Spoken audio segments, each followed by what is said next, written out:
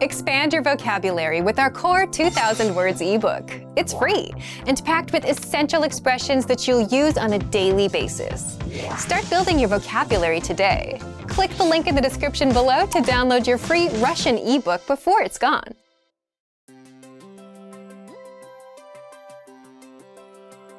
Hi everyone, I'm Alicia. Welcome to Conversational Phrases. We've found that the best way to learn a language is to speak it from day one. And the best way to start speaking is to learn phrases that you'll use in real conversations. In this lesson, you'll learn conversational phrases to ask and answer the question, how do you say this? After watching this video, you'll be able to ask someone how a word is pronounced.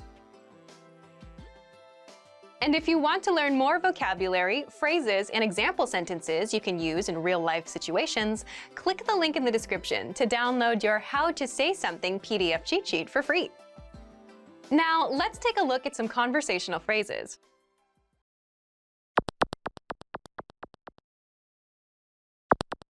Listen to the dialogue. Как это называется? Это называется парковка. Once more with the English translation. Как это называется? How do you say this? Это называется парковка. It's parking lot. First of all, you'll need to learn how to say, how do you say this? That's, Как это называется? listen to it again. Как это называется? Как это называется? This Russian sentence literally translates into, how is it named? But it means, how do you say this in English? Now, how do you answer this question? The pattern is, Это называется. word. This Russian sentence literally translates into, it word, but it means, it's word in English. For example, it's parking lot. Это называется парковка. Это называется парковка.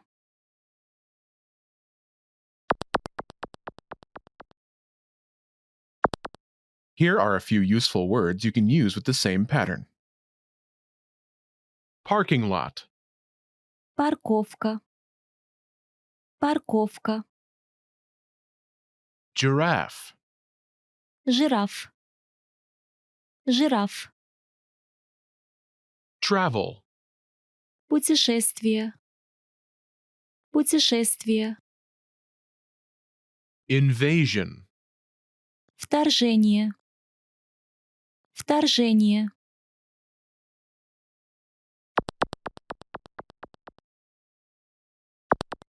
Let's look at some examples. Listen and repeat or speak along with the native speakers. Как это называется? Это называется жираф. Как это называется? Это называется путешествие. Как это называется? Это называется вторжение.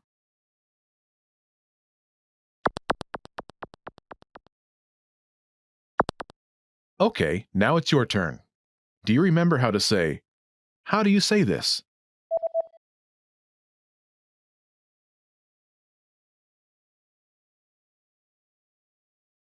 Как это называется? Imagine it's the word giraffe. Do you remember how to say giraffe? Жираф. Жираф. Say, it's giraffe.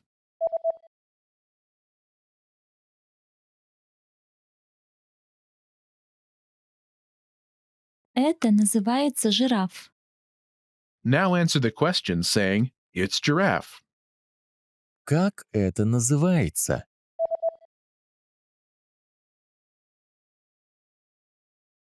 Это называется жираф. Now imagine the word is travel. Do you remember how to say travel? Путешествие. Путешествие. Say, it's travel.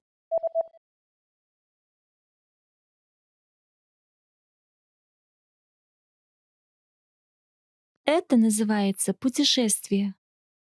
Now, answer the question saying it's travel. Как это называется?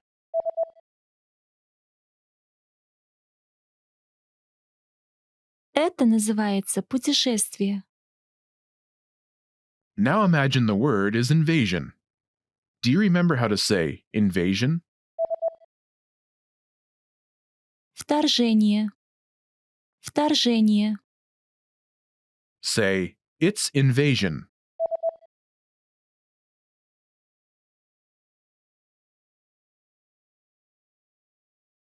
Это называется вторжение. Now answer the question saying it's invasion. Как это называется?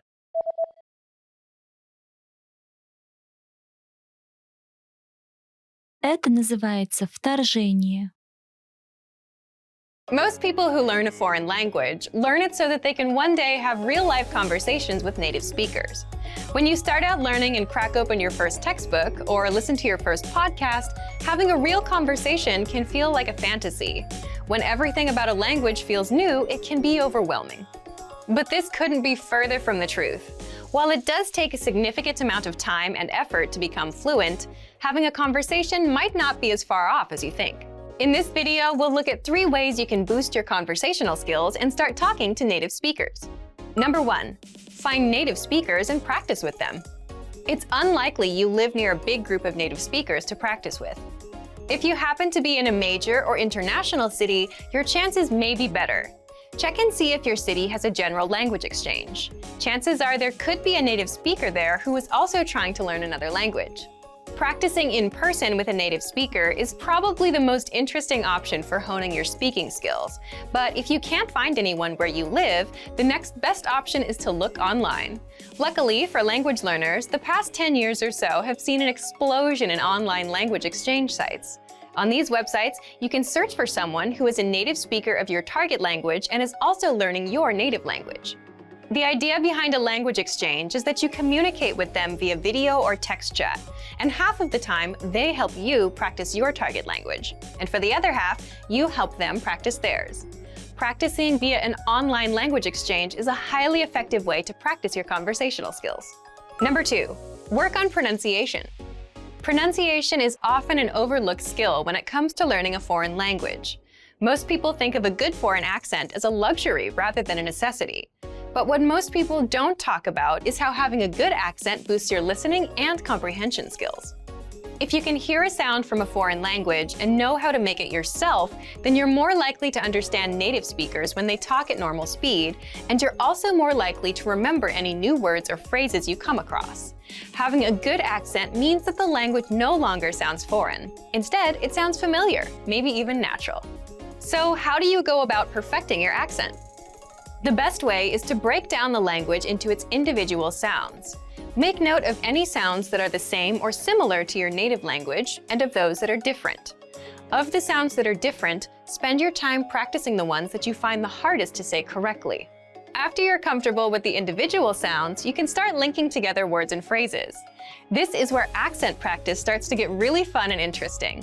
Get your hands on some native speaker audio from a TV show, song, or podcast.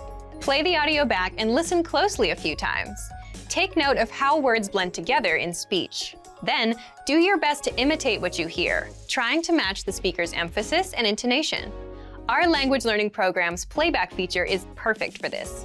Record yourself and compare it to the original recording.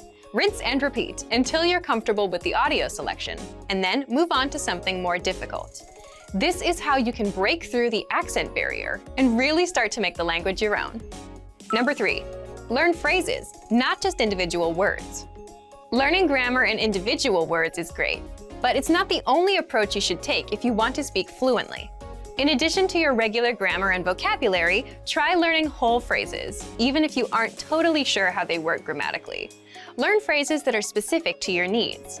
It's a good idea to learn phrases that are grouped around a certain setting or subject, such as simple greetings or introductions, questions for getting to know someone, or traveling comfortably. You can even learn filler phrases, which you can use so that you have something to say when, well, you don't know what to say. Learning phrases like this will help you become conversational faster. You may not understand what you're saying literally, but as long as you know the general meaning behind the phrase and know when to use it, you'll be able to talk like a native. Eventually, your knowledge of grammar and vocabulary should catch up with the phrases you know. Learning a new language should feel like an adventure. There will be plateaus and periods in your learning where it feels like you're hitting a wall, but being able to speak with native speakers and have real conversations will help you combat language fatigue. After all, talking to someone face-to-face in a foreign language is one of the main reasons we start learning in the first place. And for even more ways to gain conversation skills, check out our complete language learning program. Sign up for your free lifetime account by clicking on the link in the description. Get tons of resources to have you speaking in your target language. And if you enjoyed these tips, hit the like button, share the video with anyone who's trying to learn a new language, and subscribe to our channel. We release new videos every week. I'll see you next time. Bye!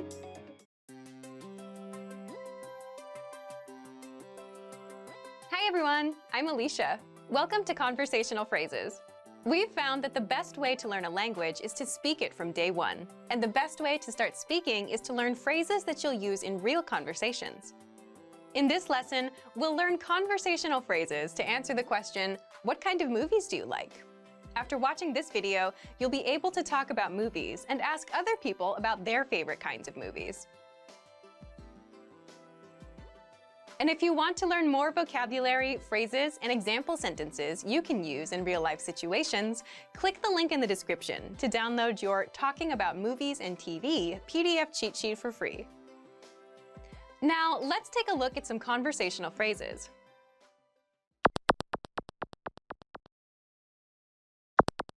Listen to the dialogue. Какие фильмы вам нравятся? Я люблю ужасы. Once more with the English translation. Какие фильмы вам нравятся? What kind of movies do you like? Я люблю ужасы. I like horror. First of all, you'll need to learn how to say, what kind of movies do you like? That's, Какие фильмы вам нравятся? listen to it again. Какие фильмы вам нравятся? Какие фильмы вам нравятся?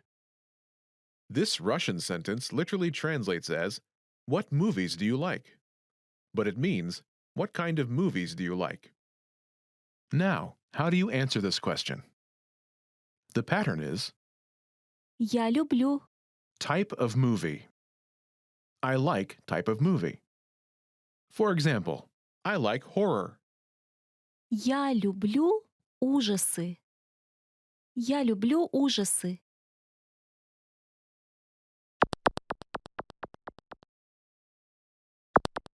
Here are a few more kinds of movies you can use with the same pattern to talk about movies. Horror, Ужасы. Ужасы. comedy, Комедия. Комедия. fantasy, Фэнтези. Фэнтези. romance, Романтика. Романтика.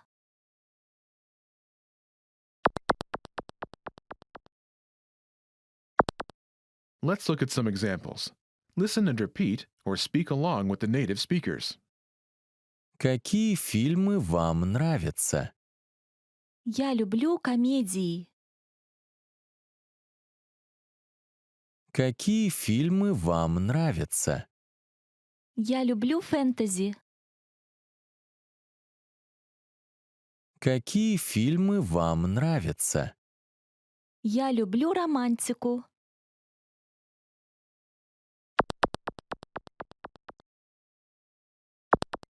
Okay, now it's your turn. Do you remember how to say, what kind of movies do you like?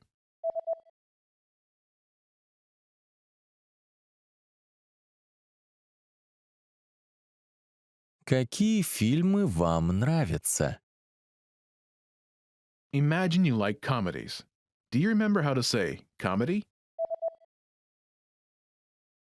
Комедия. Комедия.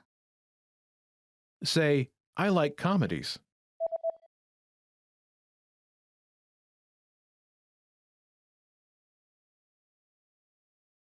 Я люблю комедии.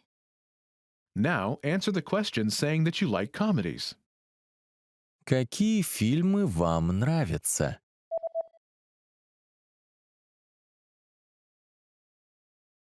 Я люблю комедии. Now imagine that you like fantasy movies. Do you remember how to say fantasy? Фэнтези. Фэнтези. Say, I like fantasy.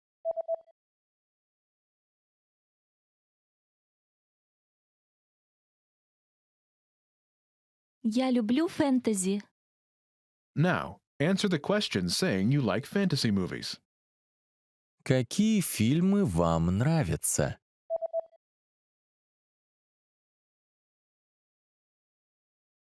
Я люблю фэнтези.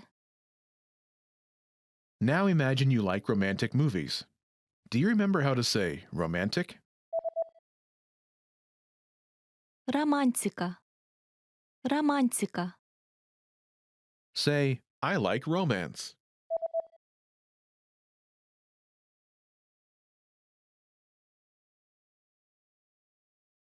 Я люблю романтику. Now answer the question saying you like romantic movies. Какие фильмы вам нравятся?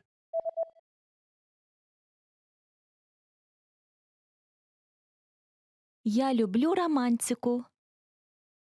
You've studied for a while and are ready to talk to people and practice what you've learned. But where do you start? Starting a conversation in a new language can seem a bit intimidating. How do you just jump into it? In this video, we'll look at 5 ways to start conversations. Number 1, introduce yourself in your target language. This is usually one of the first things you learn when you start studying a new language. And sometimes starting a conversation, or continuing one, is as simple as introducing yourself. Number 2, talking about the weather. This is a universal talking point. People talk about the weather all over the world.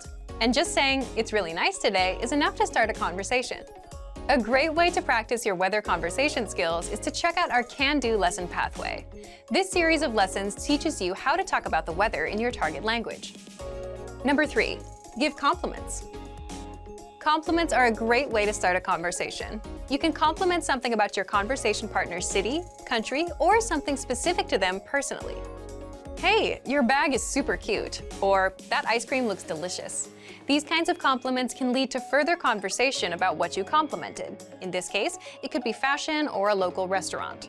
This is a great way to make quick connections with people. Number 4, ask for help. For example, you can ask for directions, ask about prices, or request recommendations for restaurants or shopping spots, and let the conversation go from there. People are usually happy to lend a helping hand to tourists who are visiting their city. Number 5, learn phrases for transactions. This can include getting a room at a hotel or telling a taxi driver where to go.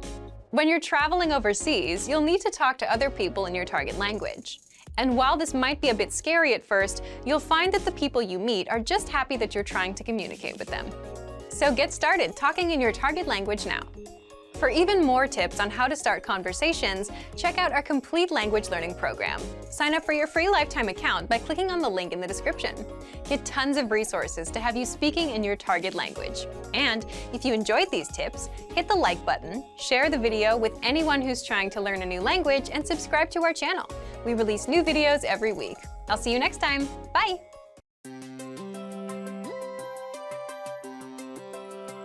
Hi everyone, I'm Alicia. Welcome to Conversational Phrases. We've found that the best way to learn a language is to speak it from day one. And the best way to start speaking is to learn phrases that you'll use in real conversations. Today, we'll learn conversational phrases about occupations. After watching this video, you'll be able to talk about your job and ask what somebody does for a living. And if you want to learn more vocabulary, phrases, and example sentences you can use in real-life situations, click the link in the description to download your occupation PDF cheat sheet for free. Now, let's take a look at some conversational phrases.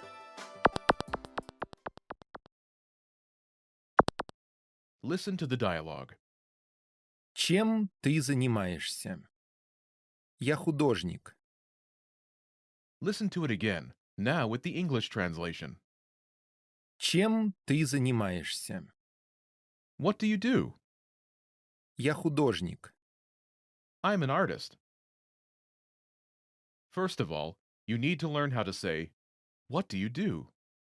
That's. Чем ты занимаешься? Listen to it again. Чем ты занимаешься? Чем ты занимаешься? Now, how do you answer this question?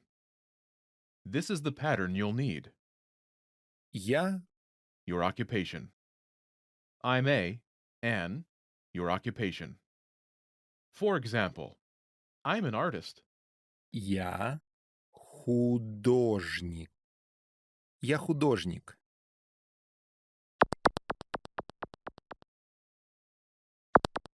Here are a few more professions you can use with the same pattern. Police officer, Полицейский. Полицейский. teacher, Учитель. Учитель. Учительница.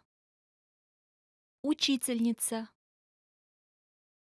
doctor, Врач. Врач. engineer, Инженер. Инженер.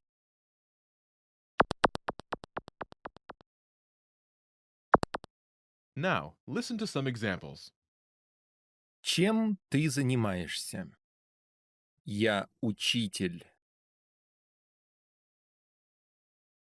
Чем ты занимаешься? Я врач. Чем ты занимаешься? Я инженер.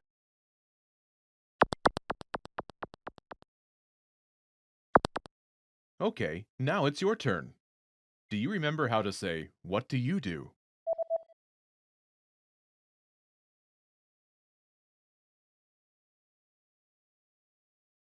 Чем ты занимаешься? Imagine you're a doctor. Do you remember how to say, doctor? Врач. Врач. Say, I'm a doctor.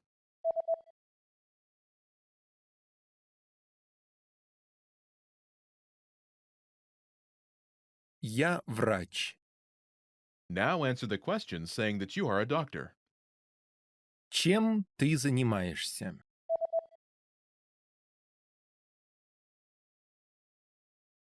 Я врач. Now, imagine you're a teacher. Do you remember how to say teacher? Учитель. Учитель. Say, I'm a teacher.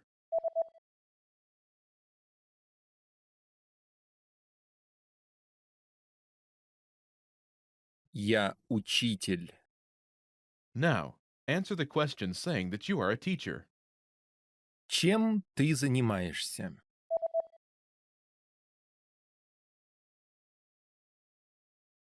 Я учитель. Now, imagine you're an engineer. Do you remember how to say engineer? Инженер. Инженер. Say, I'm an engineer.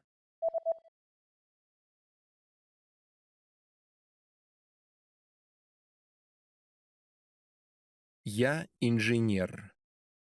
Now, answer the question saying that you are an engineer. Чем ты занимаешься?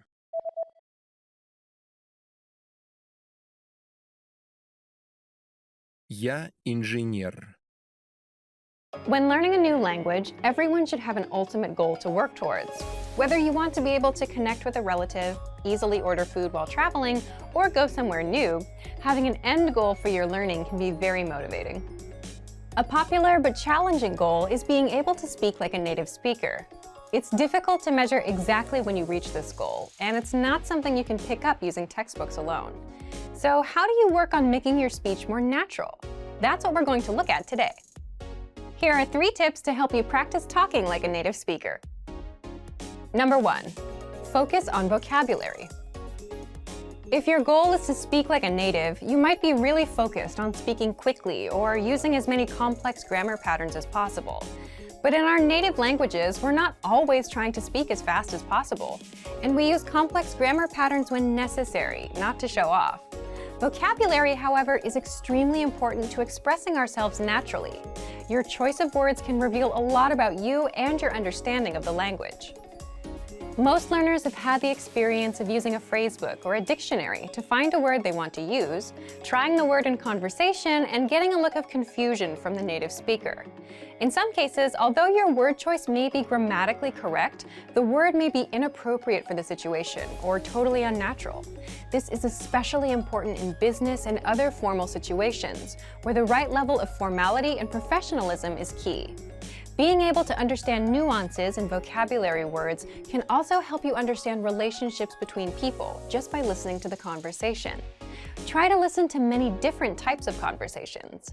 Listen to how people talk to their friends, their superiors, and in customer service situations. This will give you a better idea of how to talk to others naturally. In some languages, you can omit words from sentences or use more direct communication styles. It's important to be aware of these things so you can apply them yourself. Colloquialisms and slang are also commonly used in most languages.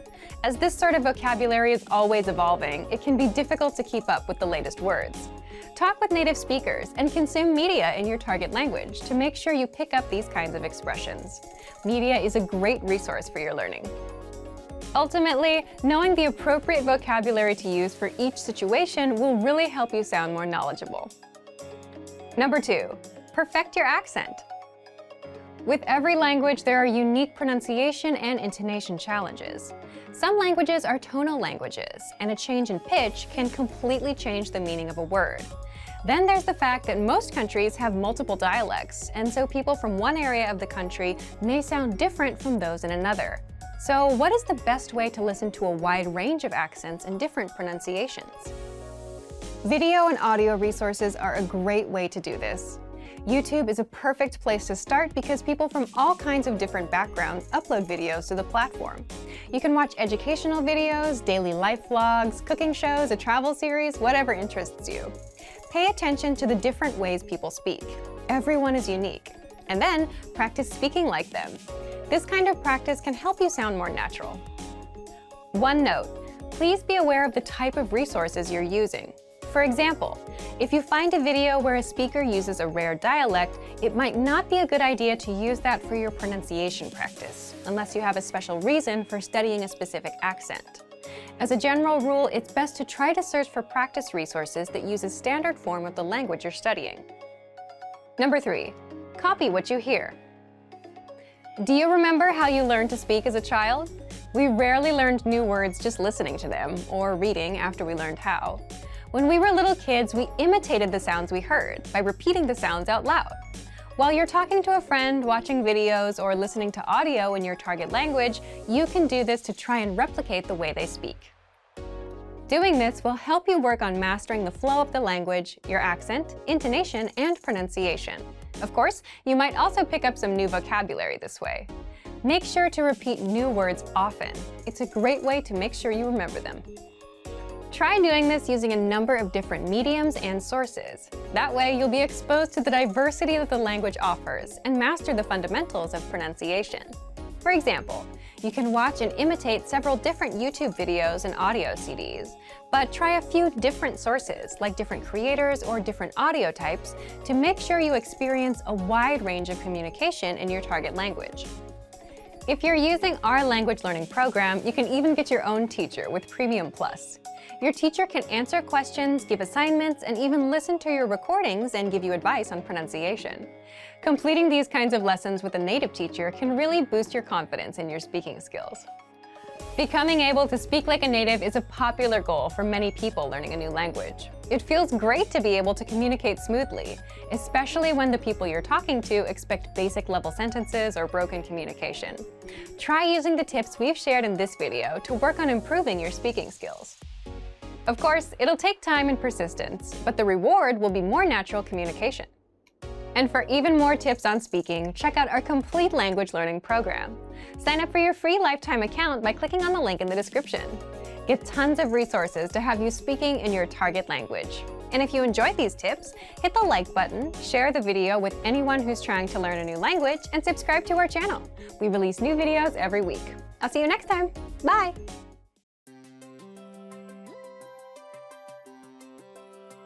Hey everyone, Alicia here. Welcome to Conversational Phrases. We've found that the best way to learn a language is to speak it from day one. And the best way to start speaking is to learn phrases that you'll use in real conversations.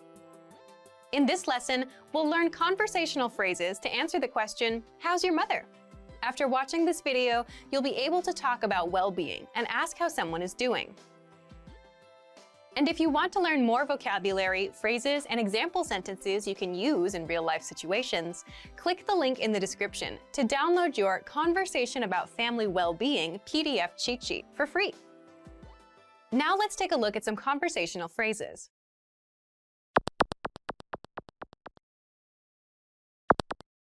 Listen to the dialogue. Как мама? Хорошо.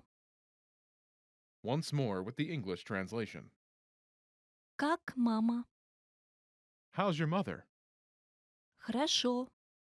She's fine. First of all, you'll need to learn how to say, "How's your mother?" That's, Как мама? listen to it again. Как мама? Как мама? This Russian sentence literally means, "How, mother?" But it translates as, "How's your mother?" Now, how do you answer this question? The pattern is state of well-being. In Russian, we only say the adjective as answer. For example, she's fine. Хорошо. Хорошо.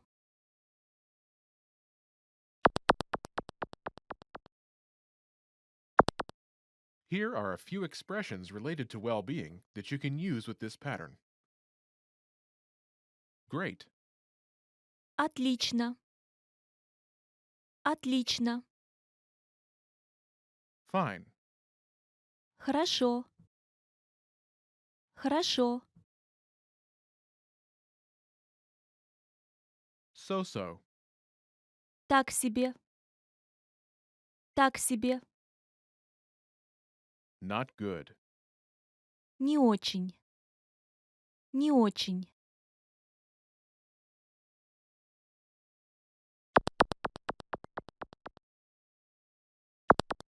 Let's look at some examples.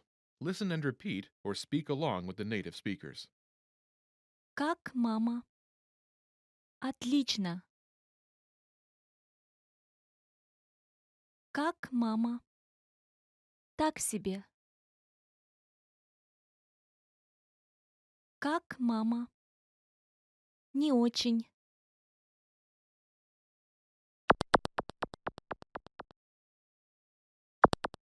Okay, now it's your turn. Do you remember how to say, "How's your mother?"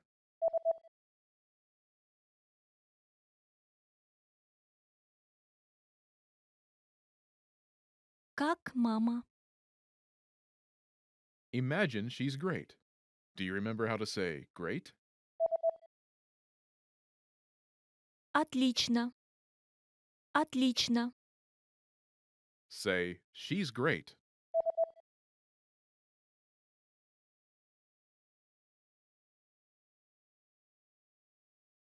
Отлично. Now, answer the question saying she's great. Как мама?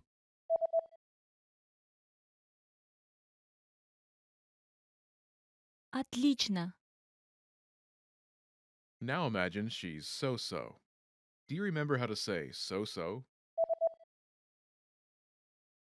Так себе. Так себе. Say, she's so-so.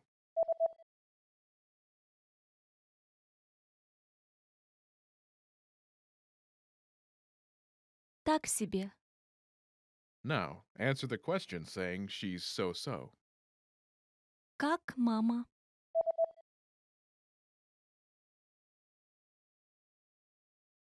Так себе. Now imagine she's not good. Do you remember how to say not good? Не очень. Не очень. Say, she's not good.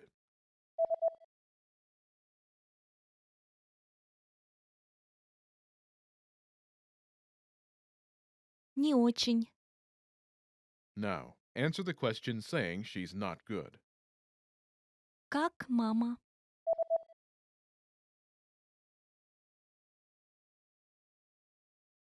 Не очень. Want to speak and understand more of your target language? If so, of course, you'll need to know more words and phrases than you do now. In this video, we'll cover 5 ways to master new words and phrases fast. Number 1, use our free vocabulary list. This is a free library of vocabulary and phrase lessons for all kinds of situations. You can learn words and phrases for current events, holidays like Halloween and Thanksgiving, and useful topics, like the top 10 ways to say hello, conversational phrases, and more. You'll learn phrases that you won't find in textbooks. If you want to learn extra fast, use the slideshow tool. Just tap or click on View Slideshow, then sit back and review the words and phrases. Find the vocabulary lists in the vocabulary drop-down menu on the site. These vocabulary lists are free for all users. Number 2, take the audio and video lessons. One of the best ways to learn new words is by hearing and using them in conversations. This is because it gives you the opportunity to understand how the words are actually used. In every lesson dialogue, you'll likely come across some words you don't know.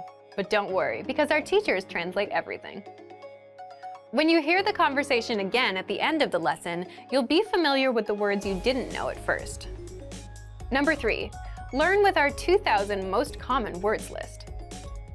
A quick question. How many words do you think you need for conversational fluency? 3,000? 5,000? It's actually not as many as you think. Language experts say you need about 1,500 words to reach conversational fluency. With our 2,000 most common words list, you'll get access to key vocabulary words you need to boost your conversation skills. The words are broken down into simple categories, such as adjectives, nouns, verbs, food, drinks, numbers, months, and so on. So you can go category by category and focus on what you're most interested in first.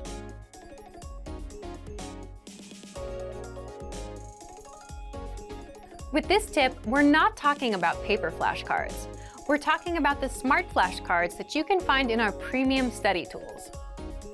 This is an automatic system individualized for each member based on their study needs. First, you'll use the cards to check your knowledge. Then, according to your answers, the cards will be sorted according to which words you need more practice with. Words that you struggle with will be shown to you more and more.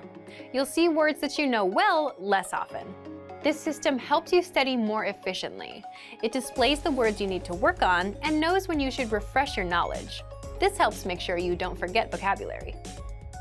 In every study session, these cards will help you refresh your memory on the words you learned last time and introduce new words.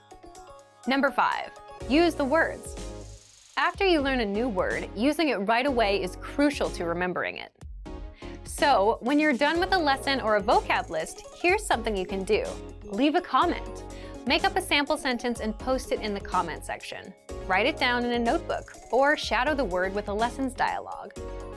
Our language learning program is full of tools that can help you speak more. Just pick one and get started. If you want to unlock all of these study tools, check out our complete language learning program. Sign up for your free lifetime account by clicking on the link in the description. Get tons of resources to have you speaking in your target language. And if you enjoyed these tips, hit the like button, share the video with anyone who's trying to learn a new language, and subscribe to our channel. We release new videos every week. I'll see you next time. Bye!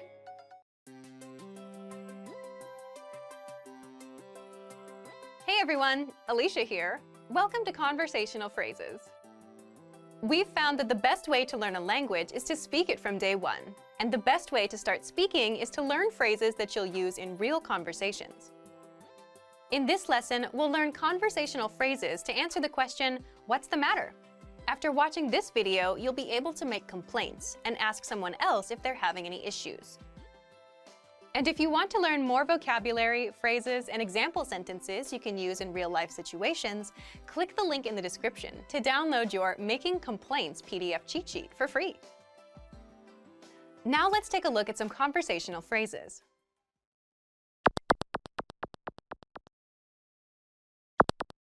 Listen to the dialogue. В чем дело? В офисе жарко. Once more with the English translation. В чем дело? What's the matter? В офисе жарко. The office is hot. First of all, you'll need to learn how to say, what's the matter? That's, В чем дело? listen to it again. В чем дело? В чем дело? Now, how do you answer this question? The pattern is В офисе. adjective. This Russian sentence literally translates into in the office adjective, but it means the office is adjective in English. For example, the office is hot. В чем дело? В офисе жарко.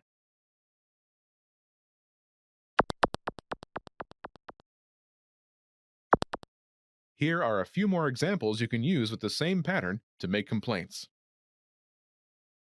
Hot, Жарко.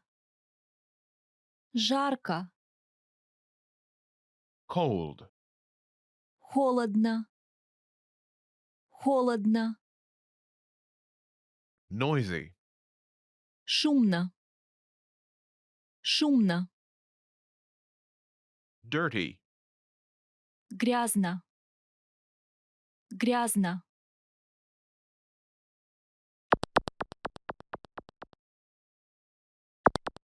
Let's look at some examples. Listen and repeat or speak along with the native speakers. В чем дело? В офисе холодно. В чем дело? В офисе шумно. В чем дело?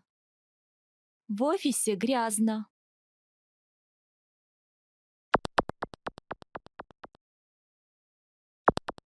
Okay, now it's your turn. Do you remember how to say, what's the matter?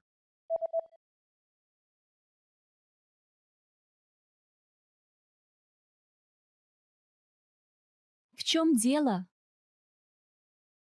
Imagine the office is cold. Do you remember how to say cold?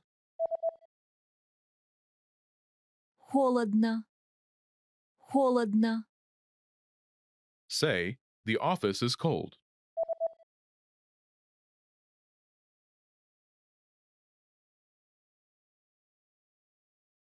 В офисе холодно. Now answer the question saying the office is cold.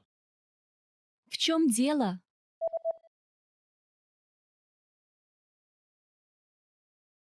В офисе холодно. Now imagine the office is noisy. Do you remember how to say noisy? Шумно.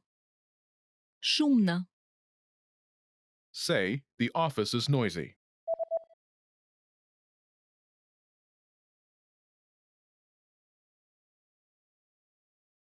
В офисе шумно. Now, answer the question saying the office is noisy. В чем дело?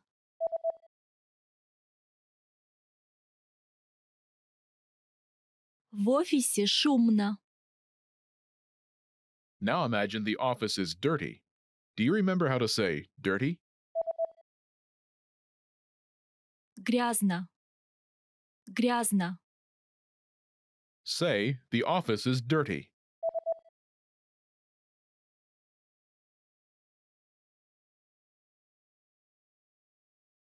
В офисе грязно. Now answer the question, saying the office is dirty. В чем дело?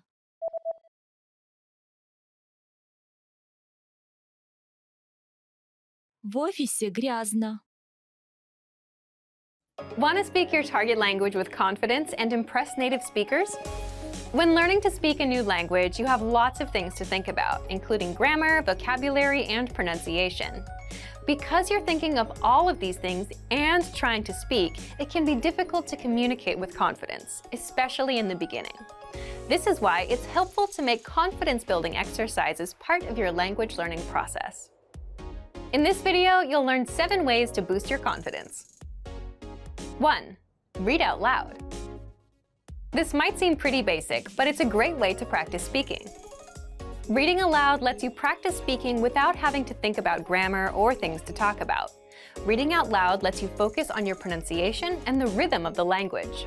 It can help you learn to speak more smoothly and quickly, without even thinking about it. If you're using our lessons, read the dialogue out loud as you listen.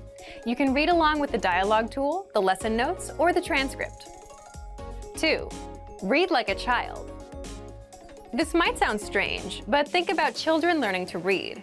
They go slow and sound everything out. Maybe it takes 2 or 3 tries before they read a new word smoothly, and a few more tries before they can read it at a natural pace. This example applies to language learning too. If you find a complex sentence in something you're reading, read it slowly at first, then speed up. With practice, you'll be able to say it easily. It might feel a bit silly to speak very slowly, but this kind of practice can help you identify tough sounds you might miss or say incorrectly when reading quickly. 3. Use the dialogue breakdown tool. If you're using our site, this is a great tool to take advantage of. It breaks down lesson conversations into individual lines. You can listen to the audio for each line, learn what each line means, and can reread and review as much as you want. 4. Use the voice recorder to record and compare yourself with native speakers. Just click on the microphone icon next to each line in the dialogue section. You can use this tool to perfect your pronunciation if you like, but this is also something you can use to work on speaking with confidence at native level speed. You'll find this tool in the dialogue section of all of our lessons. 5. Repeat and review old lesson conversations. Reviewing what you've studied in the past is the best way to make sure you maintain what you've learned. Go back to older lessons, download the lesson dialogue tracks, and re-listen to the conversations again and again. Or you can reread the dialogue lines from previous lessons until you've mastered them all. 6. Shadow conversations. Repeat what you hear out loud. This tactic is important, but it can be tricky when you're doing a brand new lesson. If you're reviewing dialogues from lessons you've done though, it's super easy to do. Just listen to the dialogue and repeat what you hear. Shadowing means mimicking the speaker as soon as they speak, following their intonation and rhythms as closely as possible. 7. Send recordings to your Premium Plus teacher. If you want to speak with confidence, there's no better confidence boost than feedback from a native speaker, and you get just that with a Premium Plus teacher. You can record yourself reciting a lesson dialogue or any dialogue of your own, and your teacher will give you specific tips on how to improve. From the tips your teacher gives you, choose at least one and practice, practice, practice. Being able to react quickly and with confidence in a conversation is typically not something you can do on your first try, but if you continue practicing, you'll gradually find yourself speaking with ease. And for even more ways to build your speaking confidence, check out our complete language learning program. Sign up for your free lifetime account by clicking on the link in the description. Get tons of resources to have you speaking in your target language. And if you enjoyed these tips, hit the like button, share the video with anyone who's trying to learn a new language, and subscribe to our channel. We release new videos every week. I'll see you next time. Bye!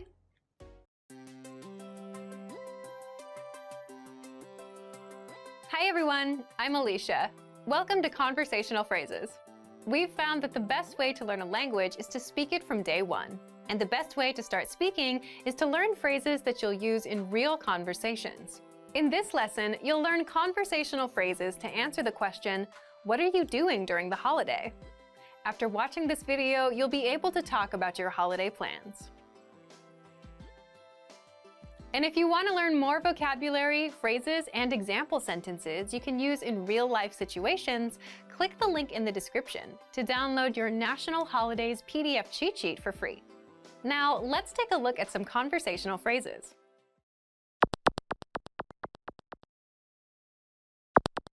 Listen to the dialogue. Что вы делаете на День труда? Я собираюсь поехать на шашлыки. Once more with the English translation. Что вы делаете на День труда? What are you doing for Labor Day?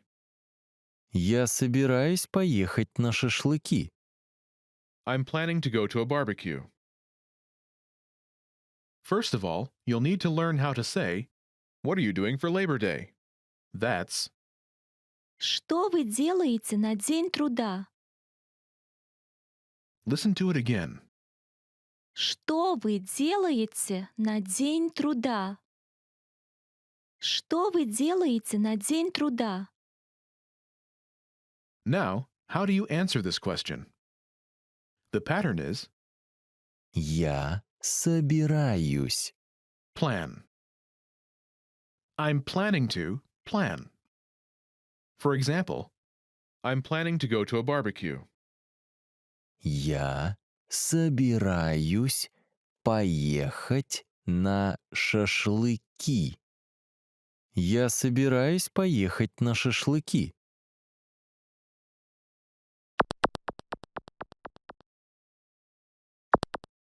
Here are a few more phrases you can use with the same pattern to talk about your plans. Go to a barbecue. Поехать на шашлыки. Поехать на шашлыки. Travel. Путешествовать. Путешествовать. Stay home. Остаться дома. Остаться дома.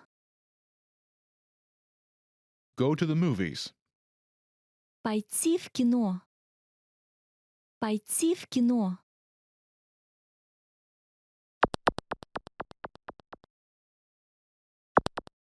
Let's look at some examples. Listen and repeat or speak along with the native speakers. Что вы делаете на День труда? Я собираюсь путешествовать. Что вы делаете на День труда? Я собираюсь остаться дома. Что вы делаете на День труда? Я собираюсь пойти в кино.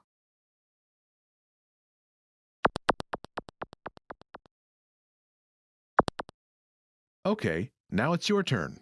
Do you remember how to say, what are you doing for Labor Day?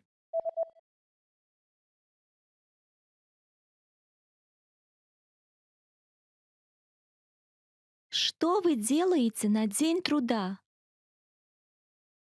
Imagine you're planning to travel. Do you remember how to say travel? Путешествовать. Путешествовать. Say, I'm planning to travel.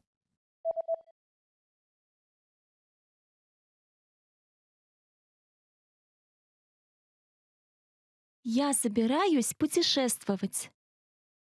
Now, answer the question saying you're planning to travel. Что вы делаете на День труда?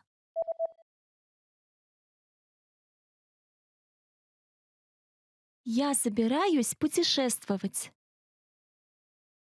Now, imagine you're planning to stay home. Do you remember how to say stay home? Остаться дома. Остаться дома. Say, I'm planning to stay home.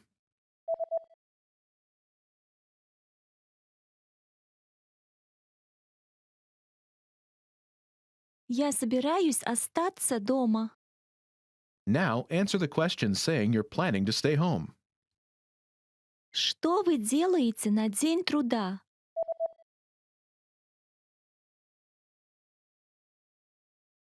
Я собираюсь остаться дома.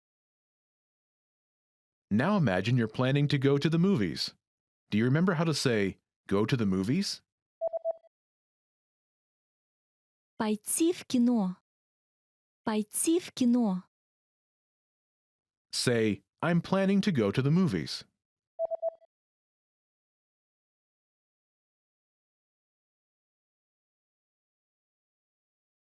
Я собираюсь пойти в кино. Now, answer the question saying you're planning to go to the movies. Что вы делаете на День труда?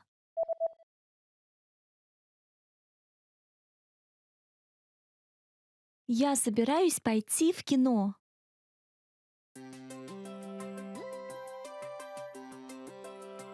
Hi everyone, I'm Alicia. Welcome to Conversational Phrases. We've found that the best way to learn a language is to speak it from day one. And the best way to start speaking is to learn phrases that you'll use in real conversations. In this lesson, you'll learn conversational phrases to use when talking on the phone. After watching this video, you'll be able to ask for someone on the phone and to put someone on hold. And if you want to learn more vocabulary, phrases, and example sentences you can use in real-life situations, click the link in the description to download your Making a Phone Call PDF cheat sheet for free. Now, let's take a look at some conversational phrases.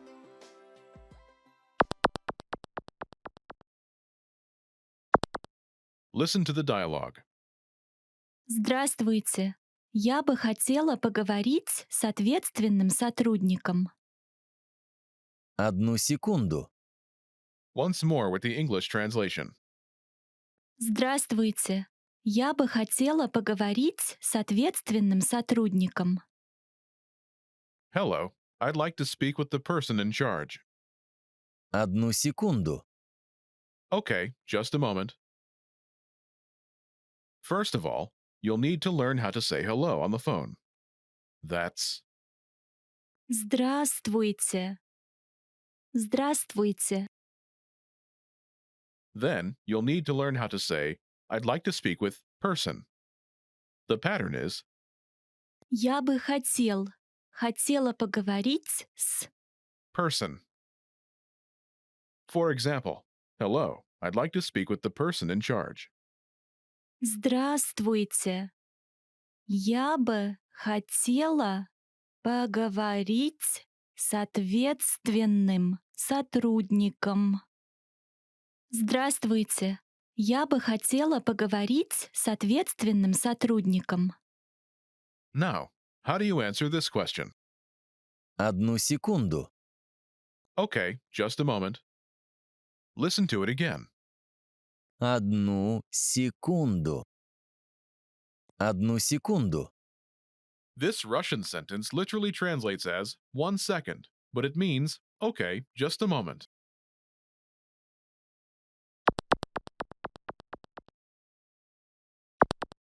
Here are a few more phrases you can use with the same pattern to talk on the phone. The person in charge. Ответственный сотрудник. Ответственный сотрудник. A sales representative. Торговый представитель. Торговый представитель. The manager. Менеджер. Менеджер. Customer service. Клиентская служба. Клиентская служба.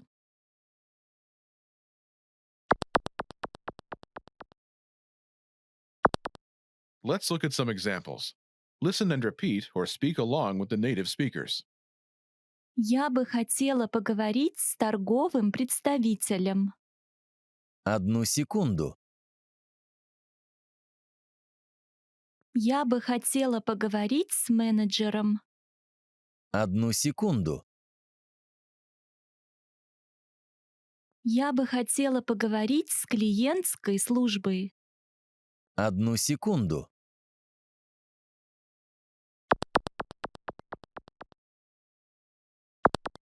Okay, now it's your turn. Do you remember how to say, I'd like to speak with person?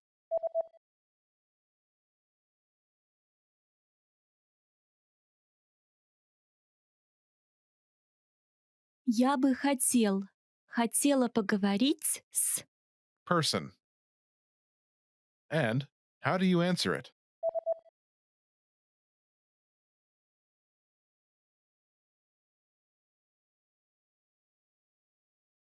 Одну секунду. Imagine you want to talk to a sales representative. Do you remember how to say a sales representative? Торговый представитель. Торговый представитель. Say, I'd like to speak with a sales representative.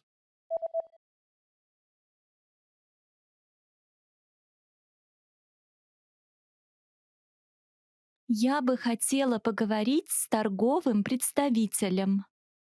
Now say you want to talk to a sales representative and answer it.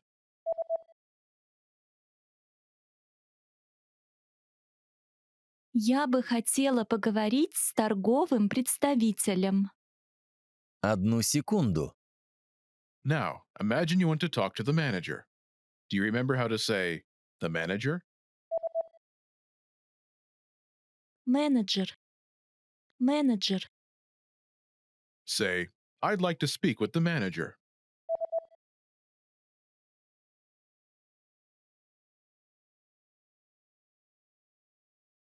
Я бы хотела поговорить с менеджером. Now say you want to talk to the manager and answer it.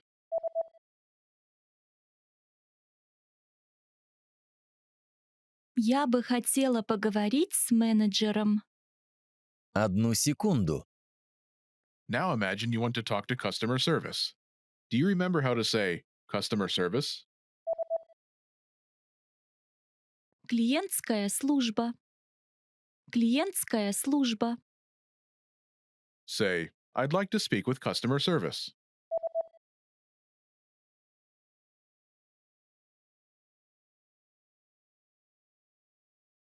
Я бы хотела поговорить с клиентской службой. Now say you want to talk to customer service and answer it.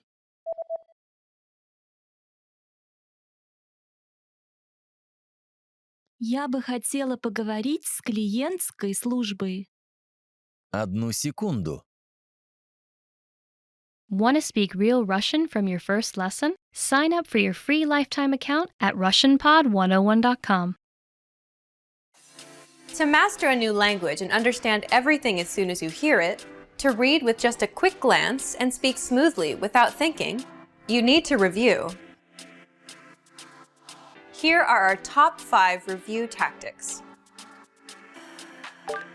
Number 1, listen to examples over and over again. By listening closely and often, you start to pick up the rhythm of a language, as well as correct pronunciation from a native speaker. Use our line-by-line feature that lets you both listen and read along. Use this tool to practice as much as possible. Number 2, use our voice recording tool to master perfect pronunciation. Record yourself and compare it against the native speaker. If you sound different, then repeat after the native speaker until you're able to match them. Use our voice recording feature, which makes recording super easy. Number 3, master your recorded conversations. Record conversations and go over them again and again. Master entire conversations and repeat them line by line. Use any of the dialogues available for download on our website. These come with transcripts of the entire conversation. Number 4, use mobile devices to reinforce previously learned conversations. Constant review is the best way to progress in your language studies. Download the recorded dialogue to your mobile device and incorporate it into your music playlist. Quick reviews throughout the day effectively reinforce what you've learned. Number 5, read with line-by-line notes. Read along with a native speaker to really master pronunciation and natural intonation. You should start slow at first, then slowly increase your speed. Your pronunciation will become more natural.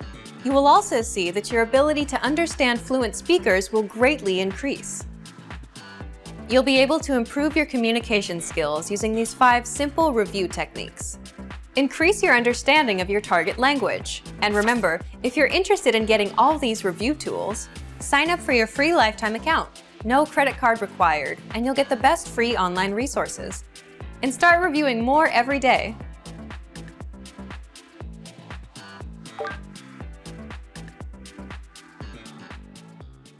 Человек. The tricky thing with this word is that in plural it changes completely. So one man is человек and many men is люди. Have you seen this man? Вы видели этого человека? Вы видели этого человека? Сказать. To say. Я хочу сказать. I would like to say, and then you keep saying what you want to say. The boss said, blah, blah, blah.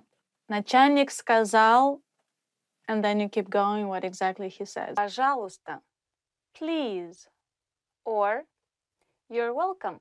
The difference in please and you're welcome is just the way you say it. For example, Mom, please, I don't want to go to school. Пожалуйста, мама, я не хочу идти в школу. Which we can hear every morning.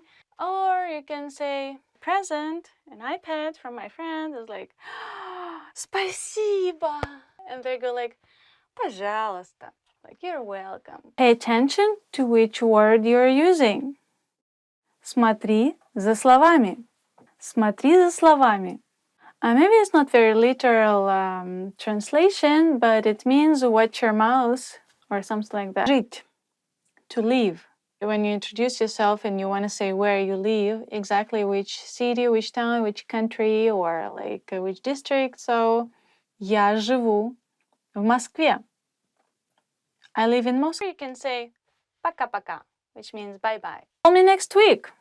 Позвони мне на следующей неделе. Позвони мне на следующей неделе. What do you like to eat? Что ты любишь кушать? Что ты любишь кушать? Я хочу заказать. I would like to order something. Я хочу заказать салат. I would like to order salad. You made up your mind, so you want to order this. So, я хочу. If you want to say it in a more polite way, for example, you're in a very high-end restaurant, and so you want to be polite with the waiter, so you could say, я бы хотел заказать. I would like to order. Я бы хотела заказать чашечку кофе. I would like to order a cup of coffee. That would sound much nicer. Basically the same with the mother. You can say in an official way, отец, your father, твой отец. Or you can say in a more friendly way, твой папа, your father, твой папа. Твой папа любит рыбалку? Does your father like fishing? Твой папа любит рыбалку? Взять, to take. Я могу тебя взять с собой. I can take you with me. Извините. I'm sorry and excuse me.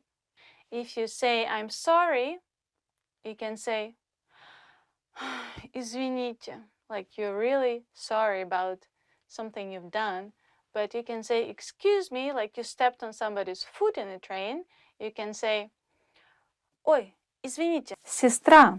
Have you met his sister? She is very nice. Ты знаком с его сестрой? Она очень приятная девушка. You can say, give me please. Дай мне, пожалуйста. Дай мне, пожалуйста. Or you can say, давайте. It's a bit different meaning, means let's do something. Давайте. Давайте пойдем гулять. Let's go for a walk. I'd like to give you a piece of advice. Я хочу дать тебе совет. Yes, Russian people say a lot. Да. Yes. I agree. Да. Take care of your bag. Пожалуйста, смотри за своей сумкой.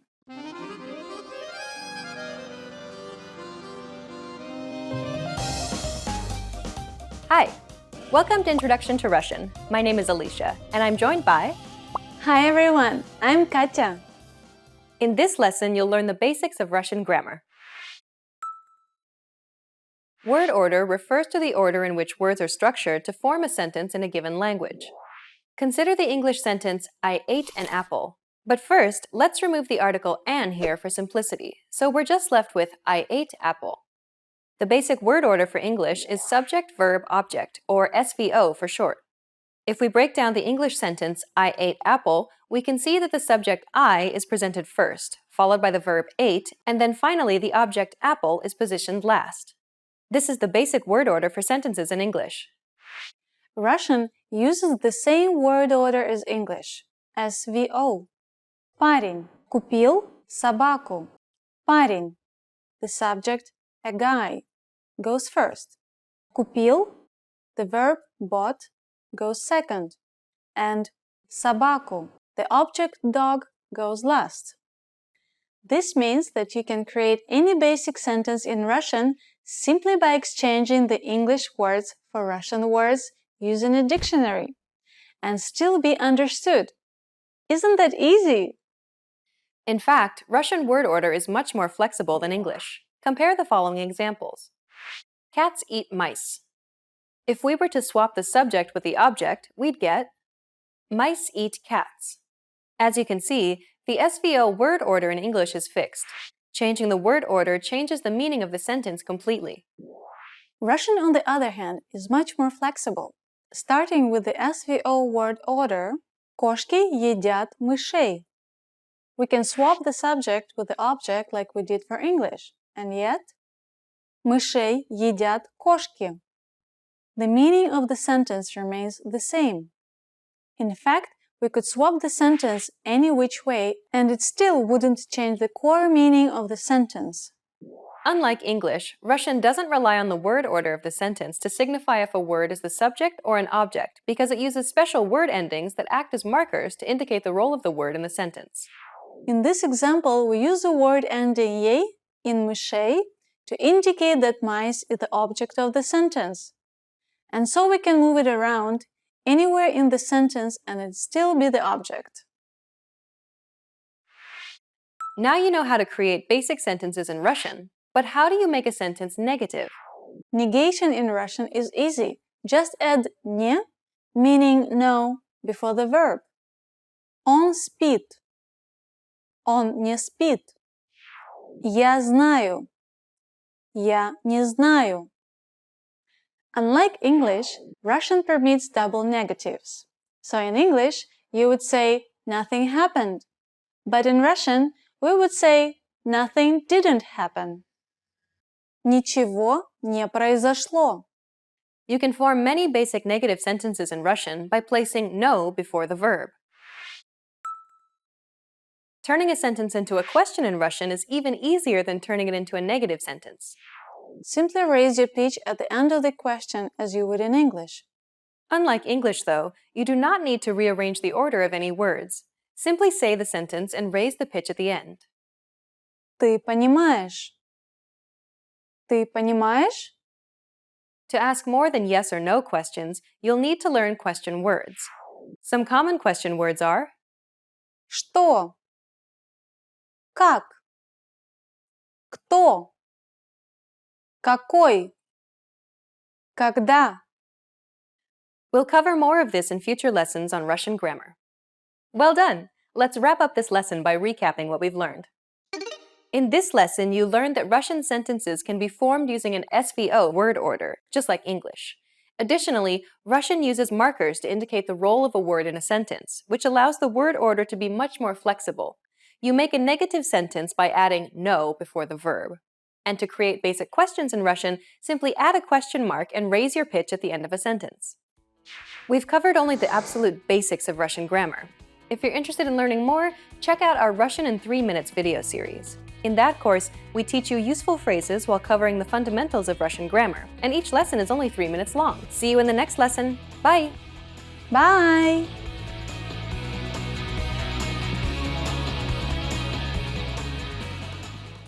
Hi everyone, and welcome to Ask a Teacher. I'm Lina, and I'm here to answer the most common questions you send us about the Russian language. And the question for today is, what are the differences between Russian and English sentence structures?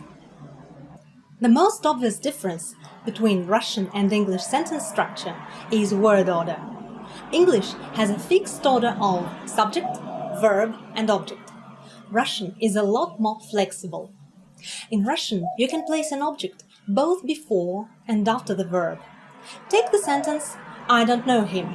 Я не знаю его. Here, его, him, is an object. It can be placed before the verb «Я его не знаю», after the verb «Я не знаю его», and even in the very beginning of the sentence «Его я не знаю». All these sentences would be perfectly grammatically correct and would mean one and the same thing. At first, it may seem simple and even convenient to be able to switch the words around. However, the reason Russian sentences make sense, no matter how you shuffle the words around, is that the words themselves carry a lot of grammar nuances. If you need to convey a grammar nuance, you make a change to the word, not the whole structure. And this change can be made with the help of suffixes, prefixes, or endings. Almost all Russian words can be changed. Let's see how Russian nouns can be changed. Russian nouns decline depending on 6 grammar cases. You decline a noun when you need to change it from its initial or nominative form to some other form.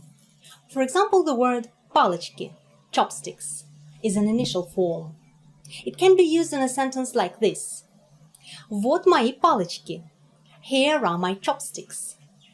To say that you eat sushi with chopsticks, you change the word палочки into палочками. I eat sushi with chopsticks. Я ем суши палочками. So you take out the ending «и» and replace it with the ending «ами». Палочки палочками. Палочками is an instrumental case of the word палочки. As you can see, the change is made with the help of an ending, not with the help of preposition, as in English. Nouns can also change according to gender, masculine, feminine or neuter, and according to number, singular or plural. Adjectives and some pronouns can undergo the same changes as nouns. But don't you be scared. In some ways, Russian is even easier than English. First, there are no articles in Russian, as opposed to English, and some other languages like Spanish or French, which even have gender articles. Secondly, there are only 3 verb tenses in Russian, a lot fewer than English has. In English, in the present tense, for an action that happens regularly, you'd say, I play basketball. And for an action that is happening right this moment, you'd say, I am playing basketball. In Russian, instead of these 2 structures, you only need to use one. Я играю в баскетбол. And then you can specify. Я играю в баскетбол каждый день. I play basketball every day. И я играю в баскетбол сейчас. I'm playing basketball right now. Another thing that makes learning Russian is just a bit easier is that there are no auxiliary verbs in Russian, words like do, have, or be. Of course, we do have all these basic words in Russian. The thing is that they don't act like auxiliaries in the sentences. In English, if you need to make a negative out of a statement, you need to carefully choose the right form of the auxiliary verb, do, for example, and make changes to the word order. So, he liked ice cream in its negative form becomes he didn't like ice cream. We like ice cream becomes we don't like ice cream. And the baby likes ice cream becomes the baby doesn't like ice cream, and so on. In Russian, all you need to do is use one and the same word не, which can be translated into English as not. This word не can be placed in front of any word in the sentence, and that alone will make the sentence negative. So, он любил мороженое. He liked ice cream.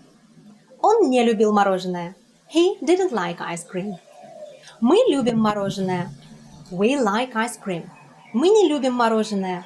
We don't like ice cream. Ребенок любит мороженое. The baby likes ice cream. Ребенок не любит мороженое. The baby doesn't like ice cream. Easy. Lastly, just like with negatives, to turn a statement into a question, in English, you need to change the entire structure. In Russian, all you need to change is intonation. So in English, You are going to work tomorrow becomes are you going to work tomorrow?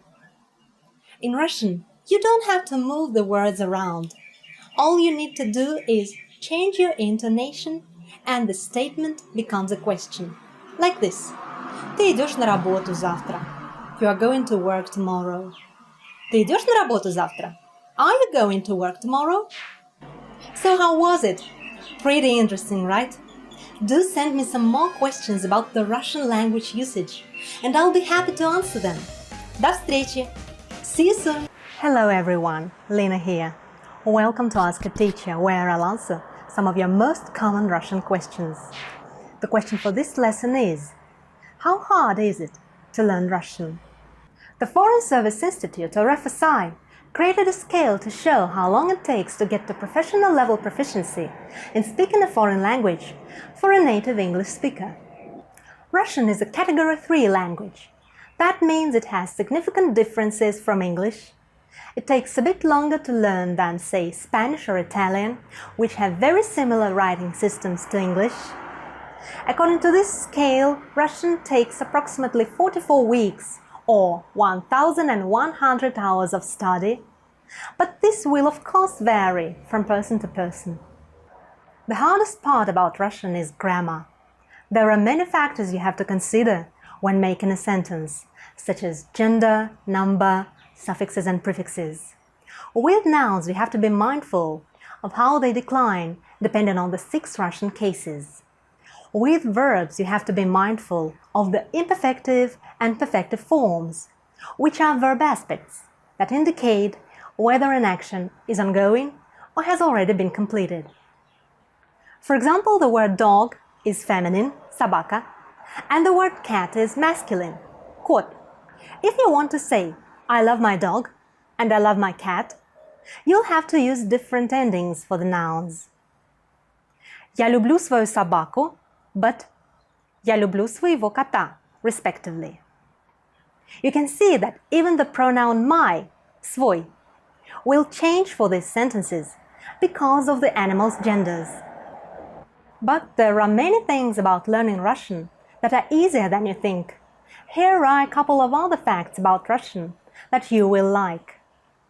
First, there are not many exceptions or special cases, such as irregular verbs or strange spellings. Also, there's no strict word order in Russian. And even if you're not familiar with Russian grammar, you can put the words in the sentence in almost any order, and a native Russian speaker should be able to understand you. So Russian, just like any other language, has its own difficulties. But if you give it time and dedication, you should be well on your way to getting where you want to be. Do you have any more questions? Leave them in the comments below, and I'll do my best to answer them. До встречи! See you soon! Hi everyone, Lena here. Welcome to Ask a Teacher, where I'll answer some of your most common Russian questions. The question for this lesson is: what is verb conjugation, and what to consider when conjugating a verb? Verb conjugation is a change in the form of the verb, depending on the number and person. Just like in English, there are 3 grammatical persons in Russian. For singular, they are я, I, ты, you, он, она, оно, he, she, it. For plural, they are мы, we, вы, you, они, they. So, to conjugate a verb, you need to change their personal ending. For example, я люблю читать. I like to read. Он читает. He reads. Дети читают. The children are reading. If we know how to conjugate the verb, we can avoid spelling mistakes, which are common in the unstressed personal endings of the verbs. For example, the verb читаете. You are reading. Which is the right vowel to put here? Е or И? In rapid speech, Е and И in the unstressed position sound the same. But if you know the right conjugation of the verb читать, you wouldn't hesitate. Е is the right vowel to put here. Читаете. In Russian, there are 2 conjugations. The vowel ye is mostly used in the endings of the first conjugation verbs. The vowel e is mostly used in the endings of the second conjugation verbs. Let's explore the typical endings of the first conjugation verbs. First person singular, u, you. Second person singular, ешь, ешь. Third person singular, ед, ет. First person plural, ем, ем. Second person plural, ете, ете. Third person plural, ut, ют. Now let's take a look at the typical endings of the second conjugation verbs. First person singular, u, you. Second person singular, ish. Third person singular, it. First person plural, im. Second person plural, ite. Third person plural, at, yat. Let's conjugate the verb читать, meaning to read, which is a first conjugation verb in Russian. Я читаю, I'm reading. Ты читаешь, you are reading. Он читает, he is reading.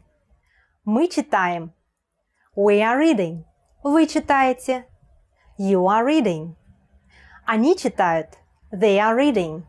So the pattern here is to remove the ending t from the infinitive form of the verb you'll find in a dictionary and add the appropriate ending of the first conjugation. The infinitives of the first conjugation verbs usually end in at, yat, ot, yet, ut, and so on.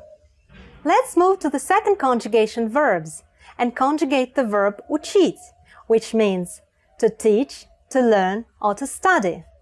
Я учу, I teach. Ты учишь, you teach. Он учит, he teaches. Мы учим, we teach. Вы учите, you teach. Они учат, they teach. The pattern here is once again to remove the ending it from the infinitive form of the verb and add the appropriate ending of the second conjugation to the remaining base uch. Most verbs ending in it are the second conjugation verbs. There are a few exceptions, such as the verbs брить, to shave, and слышать, to hear. Now you can easily conjugate the verbs by looking up their infinitive forms in the dictionary and making changes to the endings. The verbs in different aspects and moods conjugate in the same way. For example, if you come across the verb прочитаете, you shouldn't be confused by the prefix про in front of the verb читаете. You should just look up the infinitive form of the verb прочитать and conjugate it in the same way you would conjugate the verb читать. The trick's done. Conjugating verbs may seem difficult, but starting practicing with the basic verbs will certainly make you proficient and confident in a short time.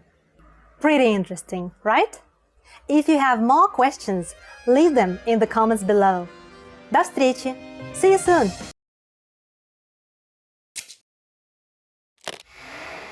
Hi everyone! Welcome to the Ultimate Russian Pronunciation Guide.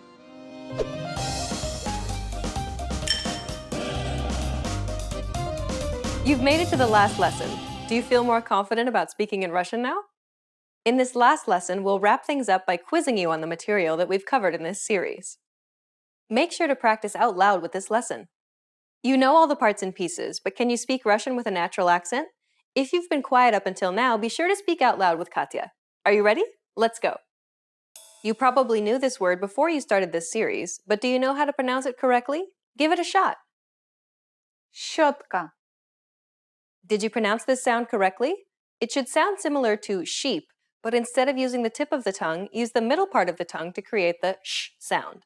Also, it should be pronounced further back behind your gum ridge with the middle part of your tongue raised to the roof of your mouth. Listen to Katya again. Щетка. We covered this sound back in lesson 5. Let's move on to the next one. How would you pronounce these words? Отъезд. Тьма. Did you use the proper hard and soft pronunciations for each consonant? Listen to it again. Отъезд. Тьма. The T in the first example uses a hard pronunciation due to the hard sign, while the second uses the soft pronunciation because of the soft sign. We covered hard and soft consonants and palatalization in Lesson 7. What about these words? Лев. Клуб. Did you remember to devoice the final consonant? The final consonant in the first example should be pronounced as an F, while the second should be pronounced as a P. Many Russian words have a tendency to devoice the final consonant, so don't be fooled. They are pronounced differently than how they are spelled. Listen to it again. Лев. Клуб. We covered voicing rules back in Lesson 8. Here's the last one. Вода. Could you identify which syllable was stressed? If so, you would have identified that this vowel's pronunciation changes when it appears before the stressed syllable. This is rule number 1 of vowel reduction in Russian, which we learned about in the previous lesson.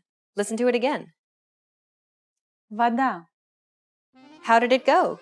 Do you feel like you have a better accent than you did at the beginning of this series? What parts of Russian pronunciation are still difficult for you? Good luck as you continue learning Russian. Bye!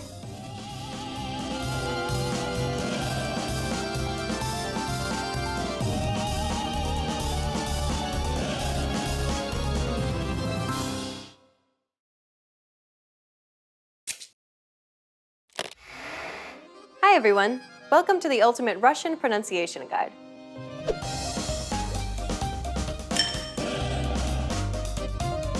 In this lesson, you'll learn all 13 Russian vowel sounds. By learning all of these sounds, you'll be able to pronounce any vowel that could possibly appear in Russian. Are you ready? Then let's get started. There are a total of 13 vowel sounds in Russian, all of which can be broken down into 3 categories: hard indicating, soft indicating, and unstressed vowel sounds.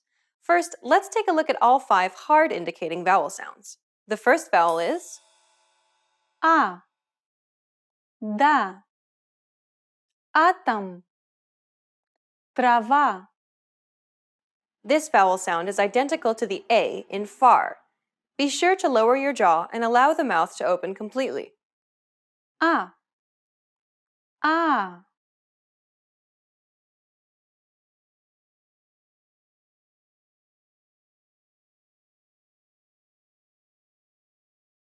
А. А. The next vowel is Это. Экран. Жест. This vowel sound is identical to the E in education. Э. Э.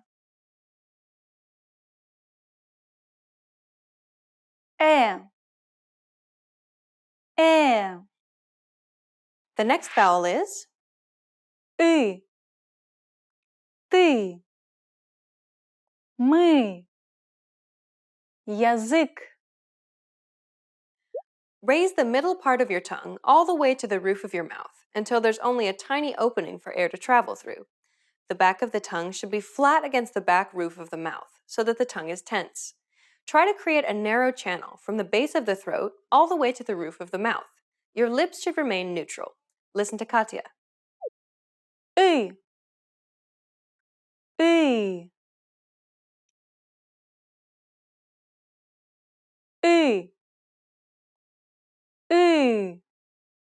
The next vowel is О. Он. Облако. Овощи. This vowel sound is very similar to the O in or. Exaggerating the lip rounding may also help with the pronunciation of this sound. О. О. О. The final hard indicating vowel is У. Удочка. Муж. Пуля. This vowel sound is identical to the U in true. Be sure to raise the back part of your tongue all the way up against the back roof of your mouth.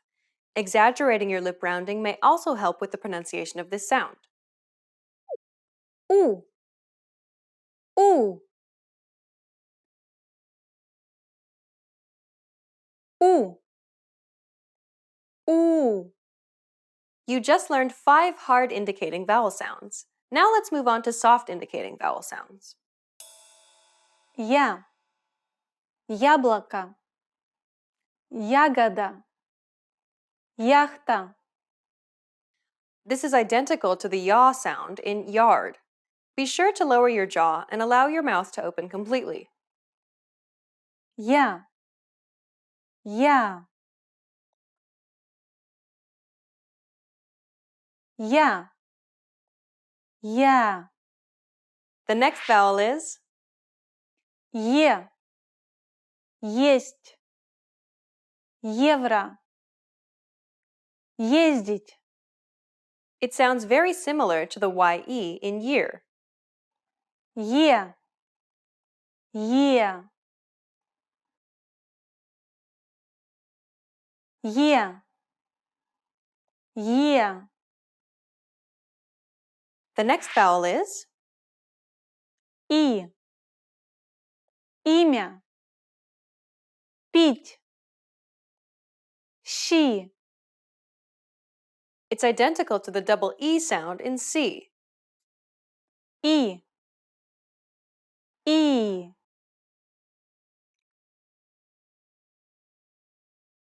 И. И. The next vowel is Ё. Тётя. Актер. Своё. It sounds very similar to the yo in your. Ё. Ё.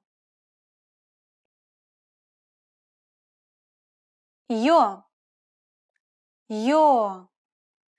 The final soft indicating vowel is Ю. Южный. Юбка. Юноша. It sounds very similar to you.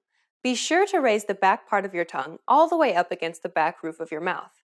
Exaggerating your lip rounding may also help with the pronunciation of this sound. Ю. Ю. Ю. Ю. Well done! You've learned all the hard and soft indicating vowels in Russian. The final 3 vowel sounds are sounds that are only produced when certain vowels are in unstressed syllables. The first vowel sound that occurs in unstressed syllables is А. Россия. Молоко. Вода. This is similar to the U in Russell. The key part here is to pronounce it quickly. А. А. А. А. The next vowel sound is А. Облако. Новая. Кожа. It's identical to the A in about. When practicing, make sure you pronounce it about instead of about. А. А. А. А. The final sound that occurs in unstressed syllables and the final vowel sound for this lesson is Е. Еда. Язык. Дерево. It's identical to the yi in yippee. The key part here is to pronounce it quickly. Е. Е. Е. Е. Well done! You've just learned all 13 vowel sounds in Russian. With these sounds, you can pronounce any vowel that could possibly appear in the Russian language. Isn't that great? Which vowel sound was the most difficult for you to pronounce? Let us know in the comments. In the next lesson, you'll start learning consonant sounds. See you in the next Ultimate Russian Pronunciation Guide lesson.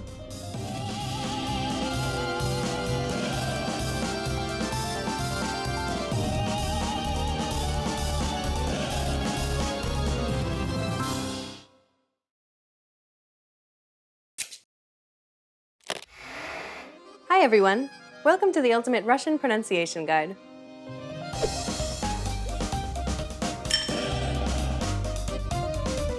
In this lesson, you'll learn about Russian palatalization. It is imperative that you get a firm understanding of the content in this lesson because palatalization is a major component of Russian. Consonant sounds in Russian are heavily influenced by their neighboring sounds. There are many instances where a letter's pronunciation will change based on the sounds that follow it. There are generally two ways of pronouncing a consonant letter in Russian: hard, k, or soft, k. The hard version is said to be non-palatalized, while the soft version is said to be palatalized. But what is palatalization? Palatalization refers to a way of pronouncing a consonant in which part of the tongue, usually the middle part, known as the blade of the tongue, moves closer to the roof of the mouth. When this happens, a Y-like sound quality is added to the consonant sound. Notice how in the previous example, the hard version sounded like an English K sound, k, while the soft version, although still sounding like a K sound, has an added Y-like quality to it. K. That's because the tongue lays flat in the hard version, but is raised in the soft version. This difference in tongue positioning is the sole factor that determines the hardness or softness of a consonant, and this is what we refer to as palatalization. Now you know the difference between a hard and a soft consonant, but which pronunciation should you use, and when? Enter these two Russian letters, the hard sign and the soft sign. These two Russian letters are special because they do not produce any sounds on their own. Instead, they modify the sound that precedes them. As you might have guessed, the hard sign indicates that you must pronounce the preceding consonant as hard or non-palatalized, while the soft sign indicates that you must pronounce the preceding consonant as soft or palatalized. B. Объект. B. Björk. Simple, right? But these two letters aren't the only ones that can modify a consonant's pronunciation. Vowels, too, can change the hardness or softness of a preceding consonant. Similar to consonants, there are also hard and soft varieties of vowels. Unlike consonants, however, each hard and soft vowel is represented by a letter, so they don't require the use of modifiers like the hard or soft sign to indicate their pronunciation. We can categorize them as hard indicating vowels and soft indicating vowels. Like consonants, palatalization works the same way for vowels. A, ya, o, yo. Okay, let's review what we've learned so far. We know that two special letters and all vowels have the ability to determine the palatalization of a preceding consonant. These letters will make the pronunciation of a preceding consonant hard, and all of these letters will make the pronunciation of a preceding consonant soft. Now consider this example. Using the chart to assist you, try to guess the proper pronunciation for this word.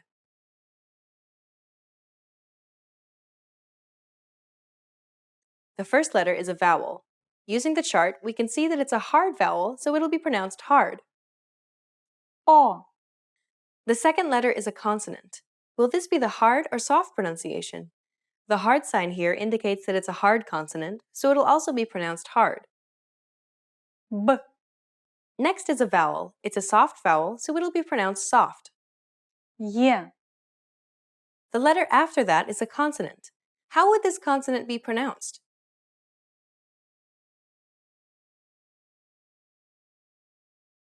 As you can see, we've run into a slight problem. There's no sign to indicate whether it's hard or soft, and the letter after that isn't a vowel either. So how is this consonant meant to be pronounced? The answer is hard. Consonant clusters, meaning a group of consonants that do not have an intervening vowel, like this one, take on the palatalization quality of the final consonant in that cluster. Look at the KT consonant cluster in this example. The K and any preceding consonants in that cluster will take on the palatalization quality of the final letter in that cluster, in this case, T. The reason that the T has a hard pronunciation, even though no vowel or modifier is apparent, is because the hard sign is omitted. In modern times, the hard sign is often omitted, particularly at the end of a word. Words which would have had the hard sign at the end in the past are omitted in the present day. This would mean that unless the final letter ends with a soft sign or a vowel, all consonants in the final position will be pronounced hard. Since the T is hard, the K must also be pronounced hard as well. If the T had been soft, the pronunciation of all consonants that precede the T in that cluster must also be pronounced soft. Unlike the hard sign, however, the soft sign is never omitted. In this example, then, the final two letters are pronounced with the hard pronunciation. Kt. Altogether, Объект. now you know all the rules about Russian palatalization. See if you can guess the pronunciation of the following words. The first one is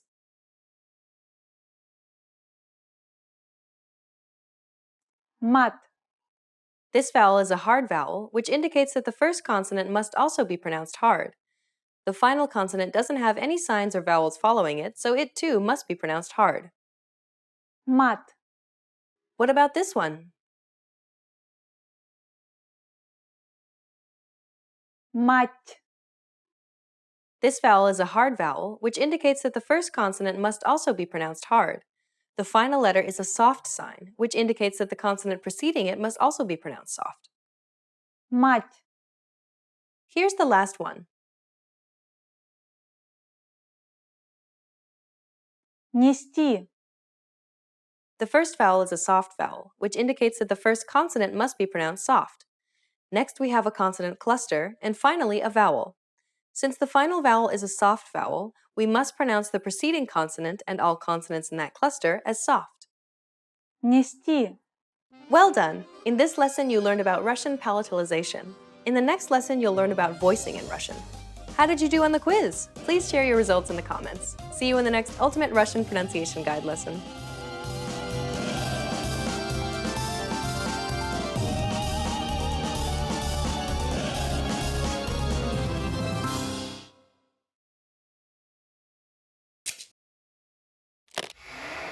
Hi everyone! Welcome to the Ultimate Russian Pronunciation Guide.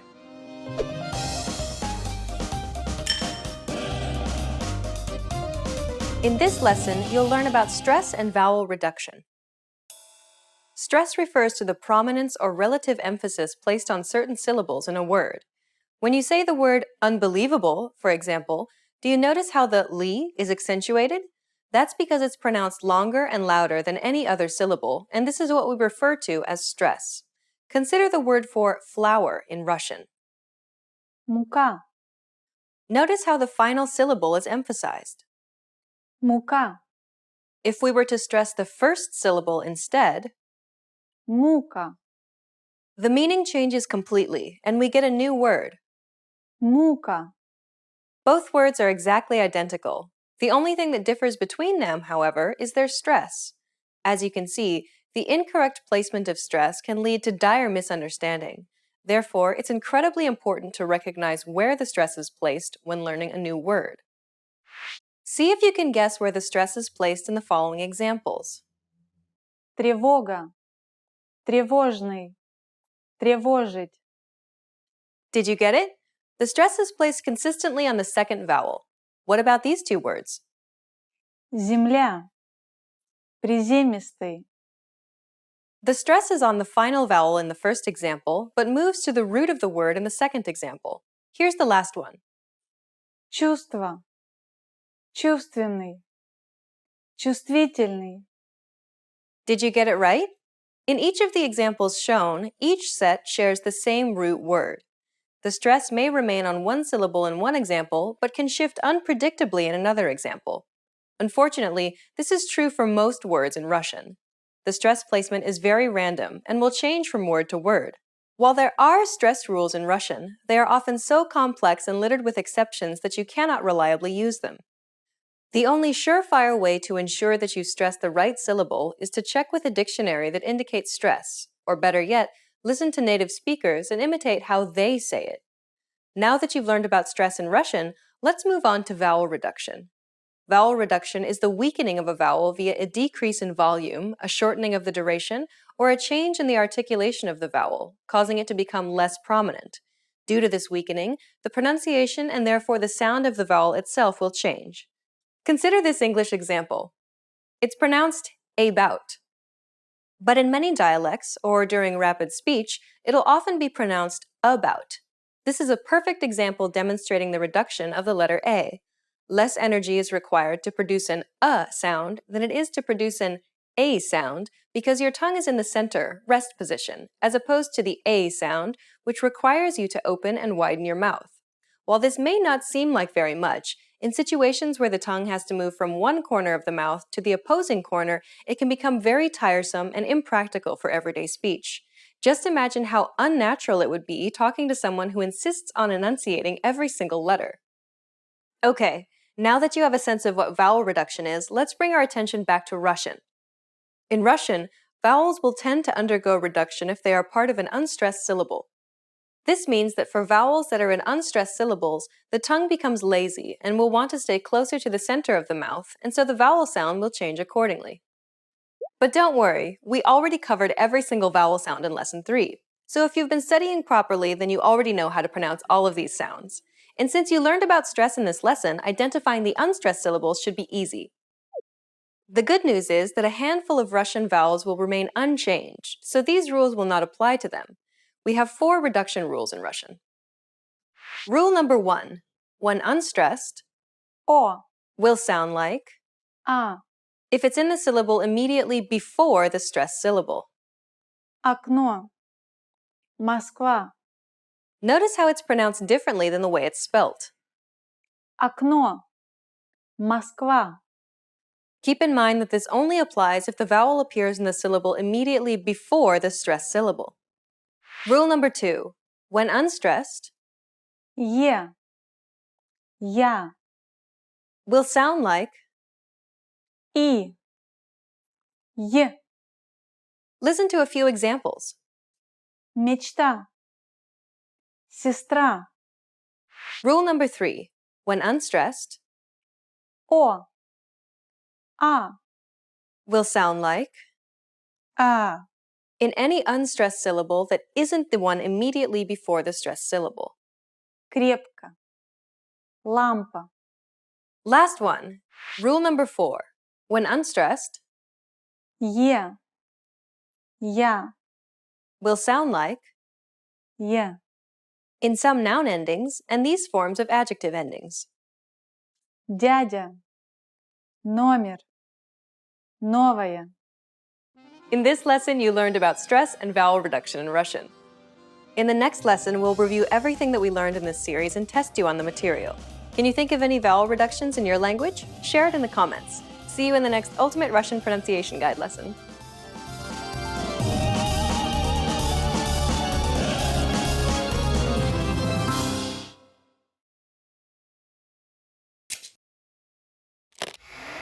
Hi everyone! Welcome to the Ultimate Russian Pronunciation Guide.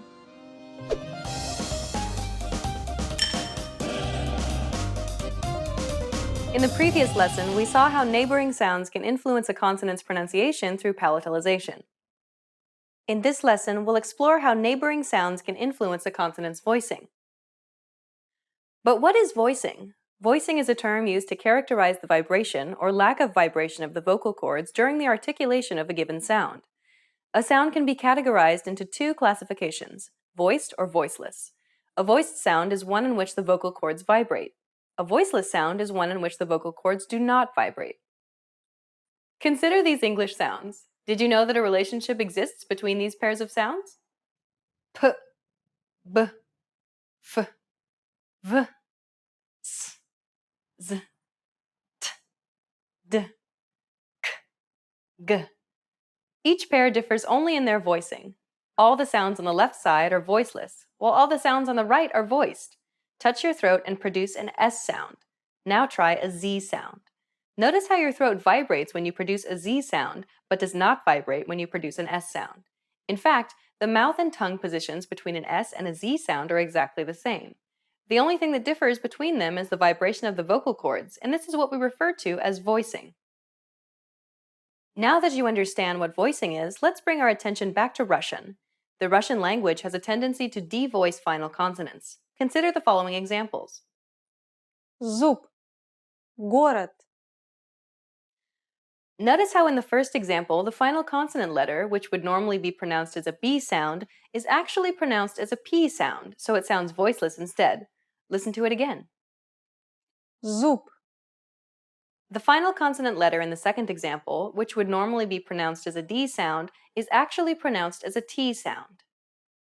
город, What about this word? Can you guess what pronunciation the final consonant has in this word?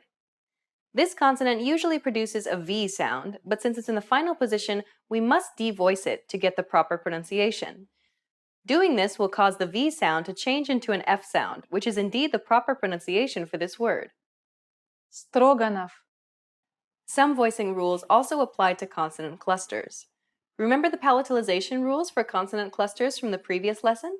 Well, voicing rules apply in exactly the same way as palatalization rules when it comes to consonant clusters. The final element in the cluster will determine if the whole cluster is either voiced or voiceless. In other words, if the final consonant of a cluster is voiced, all preceding consonants in that cluster must also be voiced. Т, ТБ, футбол, And if the final consonant of a cluster is unvoiced, all preceding consonants in that cluster must also be unvoiced. Д, ДК, водка, Keep in mind that the spelling itself does not change, only the pronunciation. Some letters, however, have no effect on a preceding consonant's voicing. Notice how all of these voiced letters do not make any of the preceding voiceless consonants become voiced. Л, пл, плен, М, СМ, смех, Н, кн, кнопка, Р, тр, три, В, кв, квартира. Remember that these are the exceptions. Voicing rules will apply for all letters except these 5 specifically. In this lesson, you learned about voicing in Russian. In the next lesson, you'll learn about stress and vowel reduction. Are there any voicing rules that you know of in your language? Share them in the comments. See you in the next Ultimate Russian Pronunciation Guide lesson.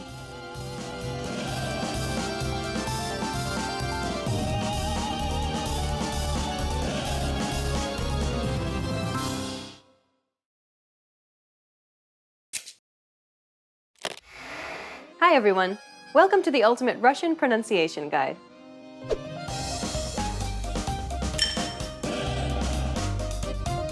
In this lesson, you'll learn 14 Russian consonant sounds. Л, Л, М, М, Н, Н, П, П, Р, Р, С, С, Ш, Щ.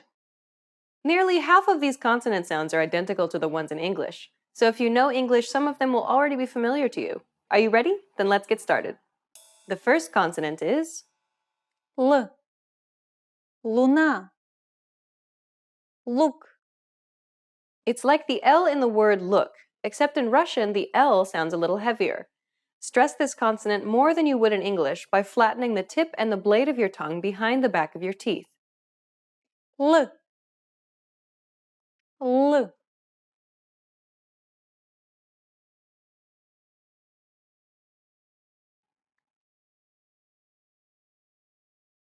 Л, Л, And here's the soft version.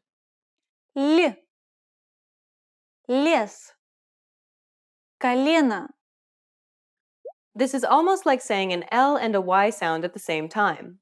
Attempt to pronounce an L sound with the tip of your tongue touching the bottom teeth. The front part of your tongue should cause an obstruction with your upper teeth, while the center part of your tongue should be raised to the roof of your mouth. Listen to Katya. Л, Л, Л, Л, The next consonant is М, мыло, там, like the M in the word mouse. М, М, М, М, And here's the soft version. М, мясо, мел, Some English speakers can produce this sound by saying the word mute. М, Ми. Ми. Ми. The next consonant is Н. Нос. Он. like the N in the word nice, except in Russian the N sounds a little heavier.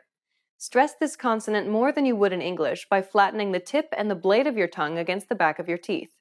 The tip of your tongue should touch your bottom teeth, while the front of your tongue should touch your upper teeth. Н. Н. Н. Н.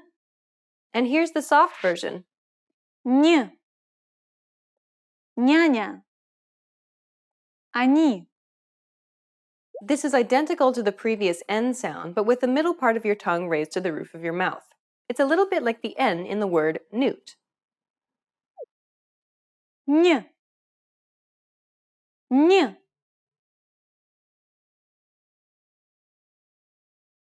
Не. Не.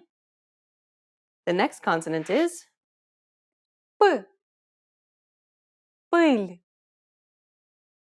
Скрип.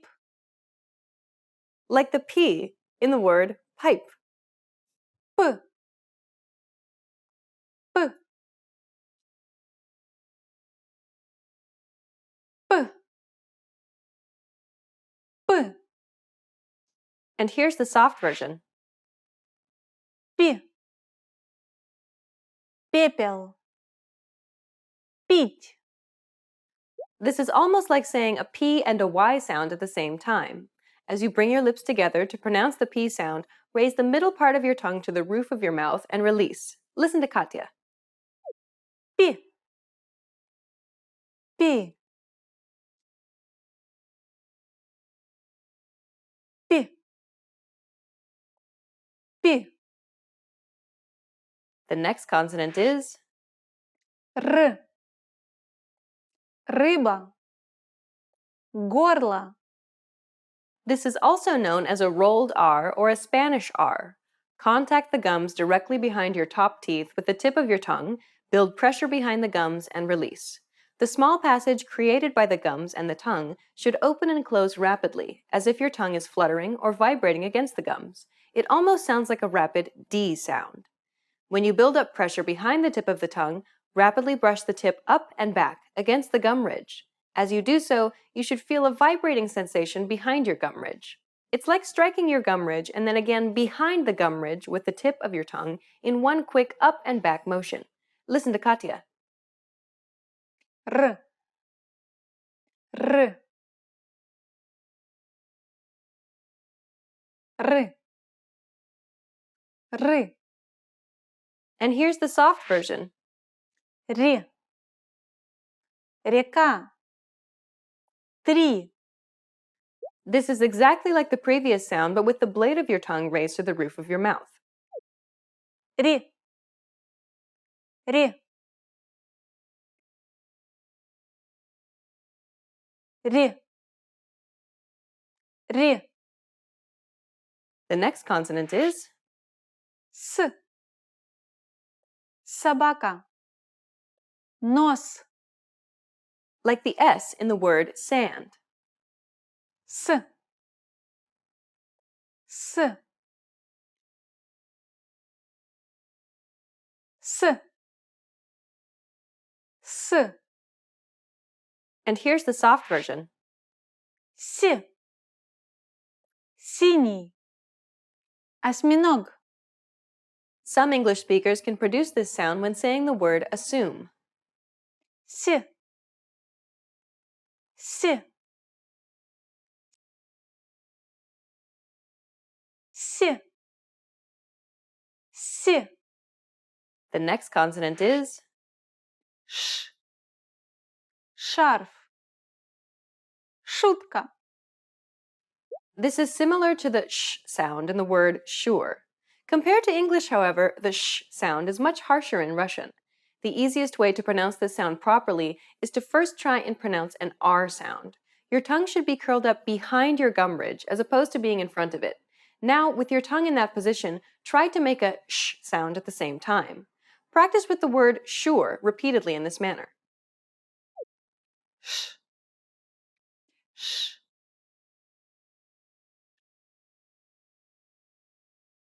Sh. Sh. And the final consonant for this lesson is Sh.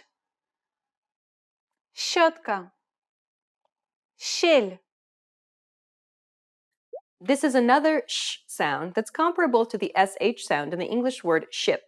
Unlike English, however, which uses the tip of the tongue, Russian requires you to use the middle part of your tongue to approximate the region behind the gum ridge. The center of the tongue should be raised to the roof of the mouth to cause a narrow channel from the throat all the way to the teeth. Round and protrude your lips. Also, you'll need to emphasize this sound by holding it longer than you would normally with other sounds. Sh. Sh. Sh. Sh. Well done! You just learned another 14 Russian consonants. Are there more familiar sounds than you expected? Let us know if you have questions in the comments. In the next lesson, you'll learn 12 more consonant sounds. See you in the next Ultimate Russian Pronunciation Guide lesson.